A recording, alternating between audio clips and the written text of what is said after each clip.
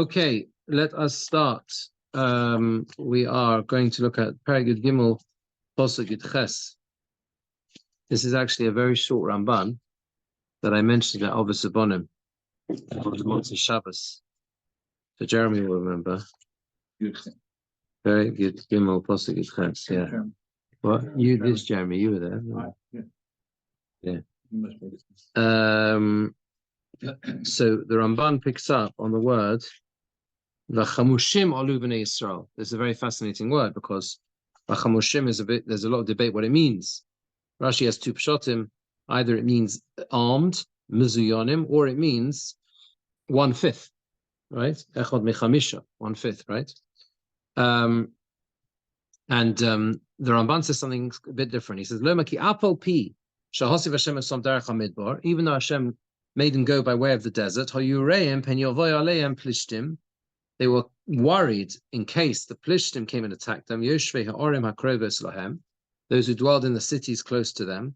V'hayu chalutzim k'moi hayotzim le'mulchama. And therefore they were armed like those who go out to war. Fine. So the first is armed, right? First explanation. V'yesh omrim. Some say shesiper akosov sheyotzu biyod ramah. Some say that it means they went out with an outstretched arm.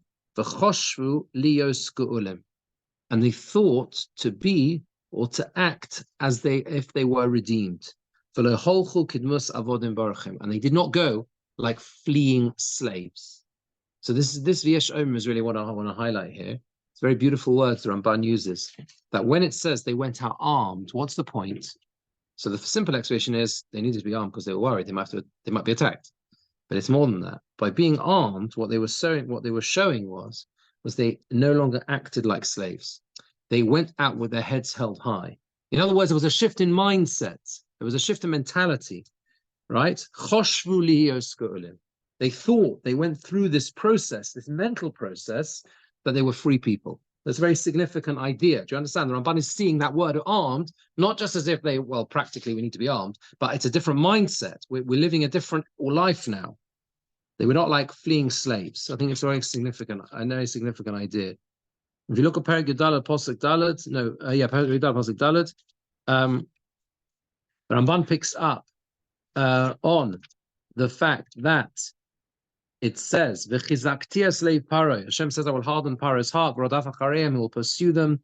V'kovdav b'Paro v'chol chela, I'll be honored with Paro and all his hosts. V'yodu Mitzrayim will know, Ki ani Hashem, v'yasuchein, right? Mitzrayim will know that I am Hashem, v'yasuchein, and they did so. The Ramban says, Paro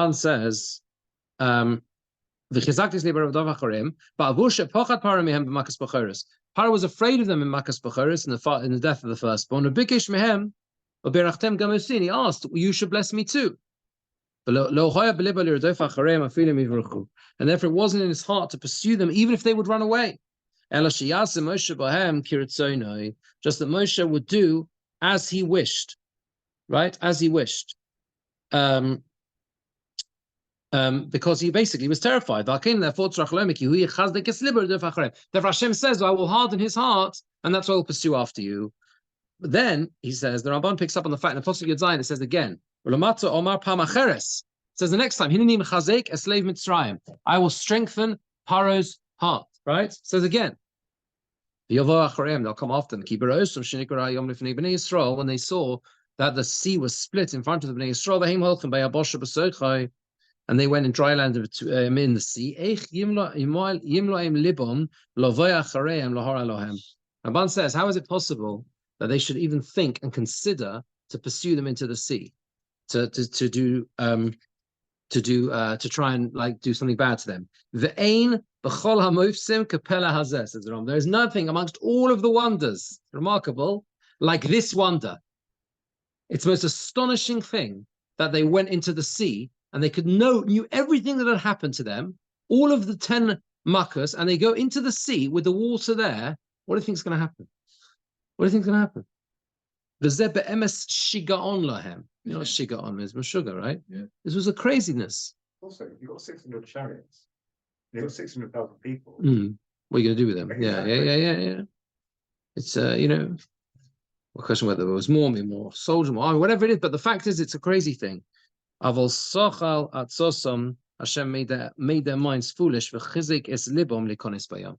Hashem, it would only have happened if Hashem had changed their whole way of thinking. Hashem strengthened their heart, hardened their heart, and that's why they went into the sea. So the Ramban is telling us here that these multiple references to strengthening their heart again and again is because this is the most astonishing thing of all, the fact that they should go into the sea as if they would survive, right? And therefore there is this idea of the hardening a heart in order to wreak vengeance against them. Now, I just want to do the first parak of Apostle Yud Aleph, the same parak. Same parak Yud Aleph, yeah, Apostle Yud Aleph.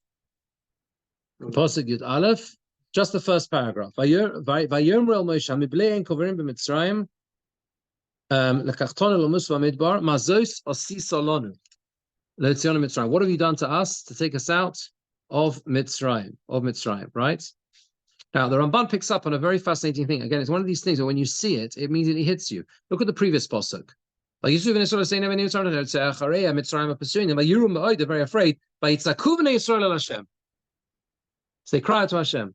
The next pasuk, they say to Moshe Rabbeinu, "Were there not enough graves in Mitzrayim? You took us out to die in the desert."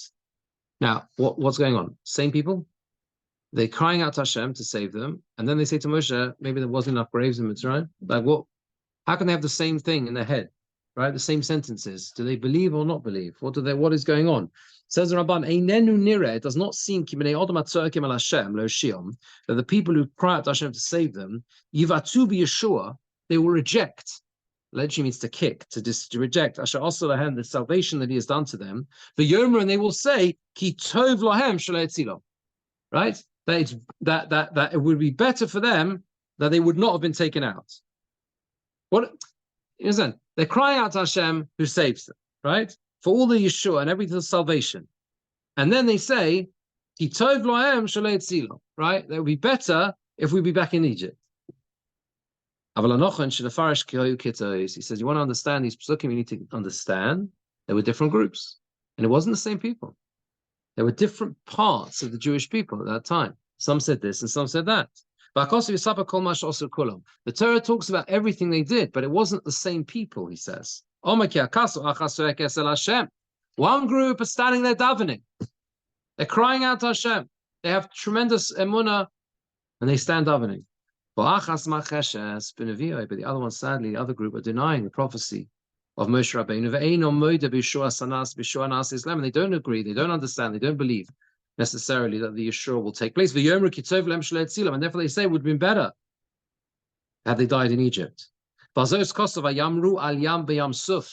now, with this explanation of Ramban, it's beautiful. He can explain all sorts of things. There's a pasuk in Tehillim, Vayamru al Yam b'Yam Suf. They rebelled by the sea, by the Yam Suf. Who rebelled? Yitabanim, by Yitzhakol Hashem. Who's rebelling? Why are they rebelling? Also, the second group rebelled. That's why it says again the words Bnei Yisrael. By Yitzaku Bnei Yisrael al Hashem. It says that the Bnei Yisrael cried out to Hashem. They cried out to Hashem because again, I'm not sure whether it's referring to this place. It could be referring to this pasuk he's just mentioned. Yeah, that's right. So okay, so oh, I see. Right. That's what he means. Yes, very good. Thank you, Jerry. So in other words, the second reference, it's another group. That's the point. Yeah. Because the good amongst them, they cried out to Hashem, and the rest rebelled. That's why it says, Vayiru ha'omes Hashem, v'yaminu b'Hashem of Moshe Avdoi. Look at this beautiful pshat. Why does it say afterwards, the people feared Hashem, and they believed in Hashem and in Moshe's servant? Lo yomer vayiru Yisrael es Hashem v'yaminu. It doesn't say the Yisrael feared Hashem and they believed. Ela omar ha'om. It says the people. The people. Ki b'nei Yisrael shem liyichidim. The b'nei Yisrael are the name of the individuals, refers to individuals. Ha'om shem lahomoin. And the refers to all of the people, the whole group. V'chein vayilonu ha'om, the people complained. So I think what he's trying to say is that when it transpires that Hashem saves them, then vayiru ha'om es Hashem. And that's why it doesn't say Bnei Yisrael. Normally we'd expect to be Bnei Yisrael. Why the people? Because the people is the whole people. Even those who didn't believe before are now believe. Derogatory.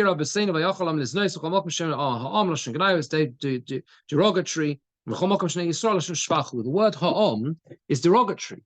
That's how Chazal understood it. It says Vayochel ha'om liznos b'vnos Moav. The people began to engage in this prostitution with the daughters of Moav, right? In Parshas with Pinchas, right? Parshas Balak, end of Balak, Pinchas, right? So how are you going to explain this one? By Yiru ha'om es Hashem. Why is that derogatory? So maybe he means that it's negative in the sense that these were people who didn't believe and didn't trust. Now they do. So now there's a positivity there, but you had to move them away from that position of not believing. It doesn't say that. He doesn't say that. He doesn't say that here. He doesn't say that. He says different groups, but I think it's a very powerful idea. The idea that the Ramban is telling us that amongst the people at that time, they weren't of one mold. They weren't all of the same opinion. And there was some who were standing there davening, and others were laughing. They're not laughing. They were saying, "What are you doing? Well, we should go back to Egypt. It was terrible. This is what's happening to us." But we kind of see that later on with the golden calf. Correct. So there, that's also, and that's also interesting in the sense that, like, that would fit what Jeremy said before. That the idea of the era of Rav. So there was this mixed group who came with them from Egypt. So that's who they led it, etc., etc. Here he doesn't say that specifically. Here he just points out that there were different groups who did this. So to me, there's 4 different groups, and that's why. There or here? Here. That's why it answers, Right. Those who were worried, or Hashem will fight. Right. Hashem will fight. Right. Very good. Yeah. Okay. So if you look at now Pasuk Chof Aleph, Vayet Moshe es Yodoi. By Pasuk Chof Aleph, right? Very good. Pasuk Chof Aleph. Vayet Moshe es Yodoi al Hayom. Moshe stretched out his hand over the sea. Vayoylech Hashem es hayom v'ruach kodem azar kol halayla. And Hashem, so Hashem led the sea, so to speak, with a strong easterly wind the whole night. Vayosem es hayom lecharava, and he made the sea into dry land. Vayibako hamayim, and the water split. Now the question the Ramban wants to answer is, which Rashi touches on, but not only a little bit. Rashi says that the easterly wind is the wind that brings destruction to the Rishaim. But the question the Ramban has is, what is the point of the wind? Now, this is a very, very fascinating question. What was the need for the wind? This was an open miracle. The sea is going to split. So why does Hashem make the wind blow? You thought that question? It's through nature. What? To use nature. Well, but why? Look at the Ramban. It was the will of Hashem to split the sea with a strong easterly wind from the dry land. So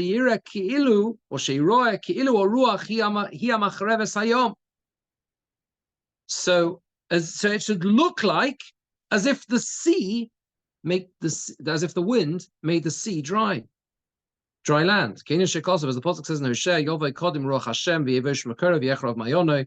this easterly wind dries it out and dries out the spring. He made, it sounds like, I think it means he made Mitzrayim sort of proud or haughty, or uplifted them, or in their minds, and then he destroyed them. Because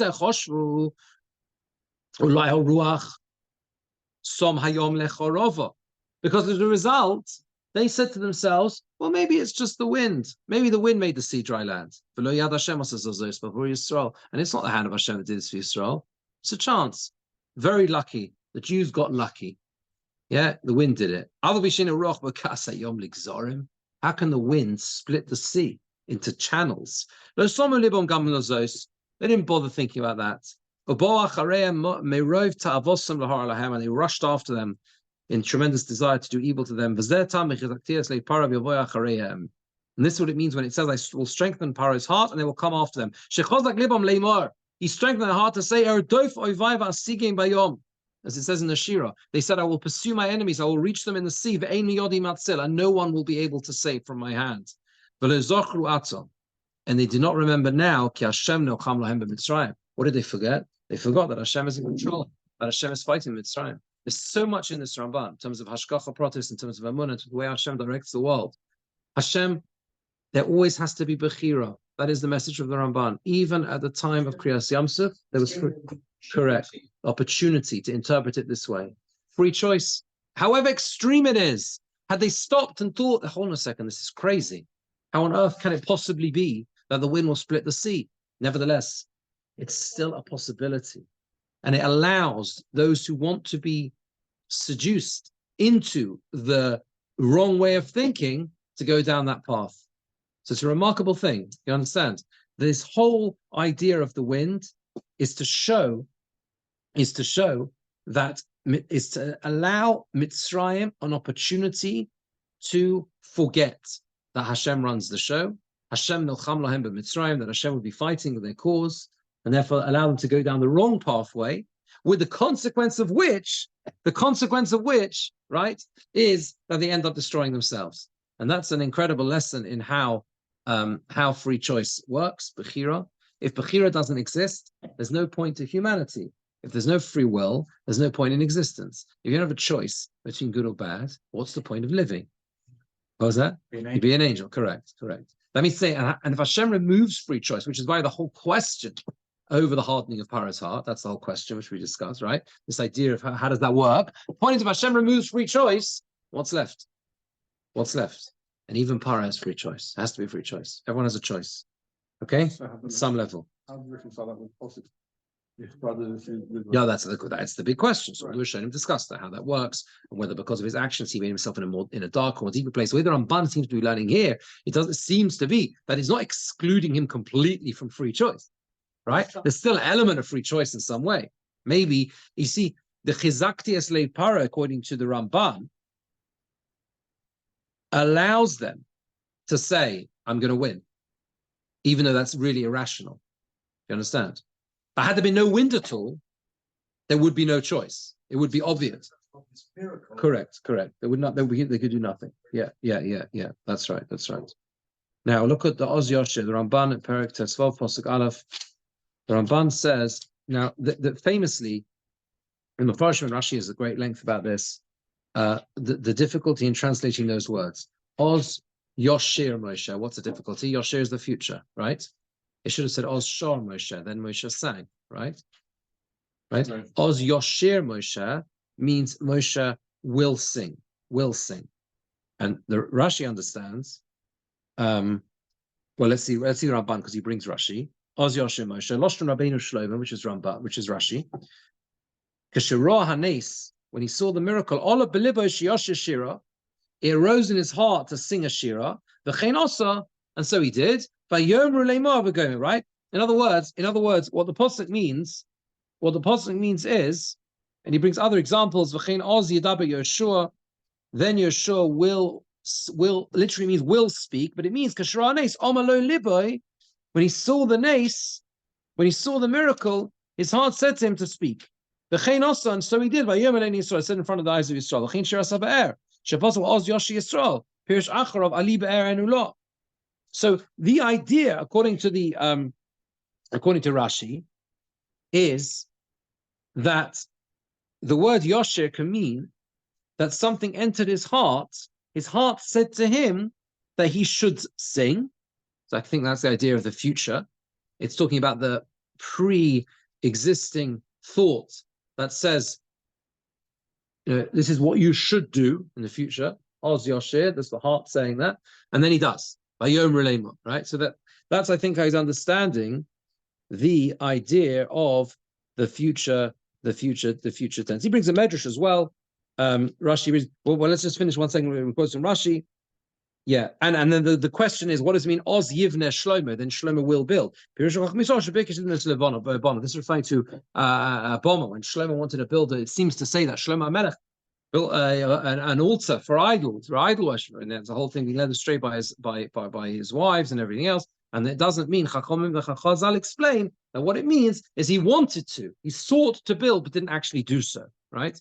This is the simple explanation that Rashi brings. Then Rashi says, which Ramban doesn't bring, the Medrash talks about the idea that it is in fact a prophetic reference to Tchias HaMesim. Then Moshe Rabbeinu will sing, right, in the future. Okay, that's the Medrash. You with me? Yeah, that's the Medrash. Now, Ramban says like this. Rav, but he brings another questions on this. What is the Rav going to say? What is Rashi going to say? They shall make an egel in chorev. Kama yimruhu bamidbar yatzivu b'yishimoin v'chol mizmar kain. There's the whole Tehillim, the Mizmar Tehillim, which seems to be in the future tense. How much they rebelled in the day, will rebel, literally. Yehoreg v'barad gafnom yishalach b'hem oroi v'cheinu me'ayin yovo yolecho. So all these psukim, yeah, you with me? All similar, and they're all in the future tense. I'm in the middle of the Ramban on Pasuk Aleph, the first paragraph. He quotes a number of psukim. Can you see? We're not going to translate all of the but he brings a number of psukim into Tehillim that are consistently in the future tense. You understand? And therefore, how are you going to explain all of those? How can you understand these psukim?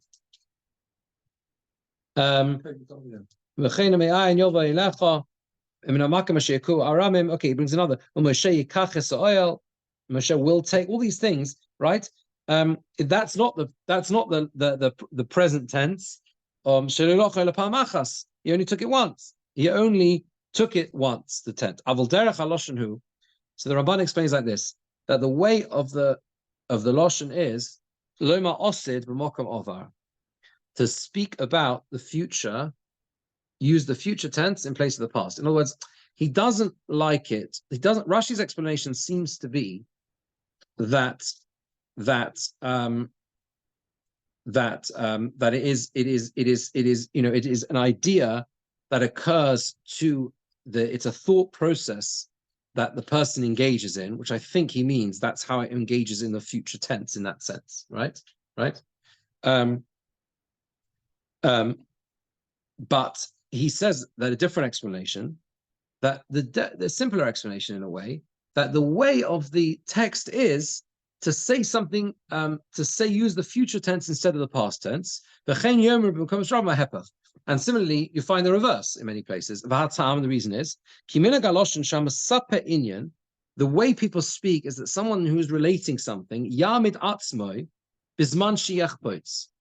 you are telling a story, you can choose where to place yourself time-wise, which time frame you are going to tell that story in. And hint to the action from that place. I'm talking about place in a time-wise. Where are you going to position yourself when you tell the story? Sometimes you might tell a story and you put yourself in the present tense. I'm doing this and this is happening to me, etc., right? And sometimes, and you can stand at the beginning, the Yomar, and say, Yoshir Yisrael will sing, because I think he's understanding like Yoshir Yisrael as a present tense thing, although it's in the future, but it can mean the present tense, right? So basically what he's saying is, your person can be as if it's happening now. So he's standing at the beginning of the event, in this case the Shira, and saying they will sing as if they are singing now, as if they are actually singing now. Sometimes the opposite. A person will place himself as he's telling the story post the event, right, and say this happened previously. And all of it is to make the Inyan, I had to bring it out, make it more truthful in the sense that make it more real. And therefore, the majority of instances, I think he says, where this occurs, is in a realm of prophecy, right? Because the idea of speaking in this way, and I think he must be referring specifically to the idea of placing yourself as if it's happening now, and therefore speaking at the beginning of the episode and saying they will sing. It reinforces the truth of the matter, and therefore that's why you find it the majority of times with prophecy. That's what he said in the Nevuah. So I think what the Ramban is really saying here is that the meaning of Oz Yosher Yisrael is that when it is retold, so to speak, and to the extent that when we ourselves come to the Shira, we do the same thing. We place ourselves, Moshe Rabbeinu places us at the beginning of the story. It's you understand? It's written in such a way that we are as if we are at the beginning of the story ourselves now when we read it, and we're saying the words Oz Yoshi Yisrael, then Yisrael will sing, because it hasn't happened yet. And now, there could be a lot in there in terms of, he doesn't go into this. There could be a lot in there in terms of the idea of Chayav Odom Liras Esaltzmai, Kilu Hu Yotzim Mitzrayim. I'm thinking could be this is what Ramban means. You following me? You understand? Ramban is saying, right? Rashi has a whole explanation that the meaning of the future tense is he thought in his heart, Choshav Beliboy, right? Choshav Beliboy to do this. He thought to do this in such a way, and so he did, right? That's how Rashi understands it, right? But according to the Ramban, right? According to the Ramban, and the Mesivsei Chom explains Rashi that Yoshia is going on the thought process. He will, right? It's a thought process in advance, so to speak. But the Ramban is saying no. The Ramban is saying that a person who retells something has the option to place themselves, and therefore I think by extension us, as if it hasn't happened yet. You could relate it as a historical event, or you can relate it as a future event. And it's like you're living it as it happens, and you're saying, this happened to me, and then I did this, and then I did this, and then I did this. So at this point, it hasn't happened. So he says, Oz Yoshe Yisrael, then they will sing. They haven't sung yet. They will sing. I think there's a lot in there in terms of the beginning song. Of course. Yeah. Why is that difficult? Meaning, they are singing. He's recounting it, but as it's happening, it's live. Yeah. So in the sense of the recounting of the story, it hasn't happened. Or is the next part at the beginning? It's time travel. Yeah. It's time travel, yeah. Well, the first beginning of the words of the Shir is Ashir al Hashem, I will sing. But again, I'm just saying, if for us, if you think about what we try and achieve and we try and do when we go through these parashas and we go through, especially at Pesach, what we're trying to actually do is we are literally reliving it. We are literally going through it because of this, what transpires, here. Very good. Okay, I think we're out of time, so let's leave it. We'll leave it there. Have a good Shabbos. Good Shabbos. Good Shabbos. Okay.